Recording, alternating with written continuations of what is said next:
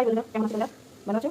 আজকে আমি আমার নতুন ব্লগে একটা নতুন রেসিপি নিয়ে এসেছি। আজকে নতুন রান্না হচ্ছে চিংড়ি মাছ দিয়ে আমি পটল করবো। তো আপনারা দেখুন, পটল আর আলু আগে কেটে নিয়েছি। তো আমি কাটতে পারি না, যা কেটে দিয়ে গেছে। তো আজকে চিংড়ি মাছ দিয়ে পটল রান্না করবো। কীভাবে করছি আপনারা দেখুন। প্রথমে আমি তেল দেবো, চিংড়িটা ভেজে নেবো। চিংড়িটা ভেজে নেবো, চিংড়িটা ভাজা গেছে, চিংড়িটা দিয়ে দেবো। এবার তেল দেবো সবাইকে, তেল দেবো সাদা দিকে। এবার চিংড়ি আলাদা সাদা, এবার ভালো সাদা। এবার দেখো এবার পটল ভাজা, এবার ভাজা ভাজা ভাজা ভাজা চিংড়িটা ওকে এবার দিয়ে দেবো ভাজা ভাজা। এবার আমি মশলাটা পেস্ট করব। এর মধ্যে জিরে, কাঁচা লঙ্কা, আদা এটা দিয়ে পুরো পেস্ট করব এখন।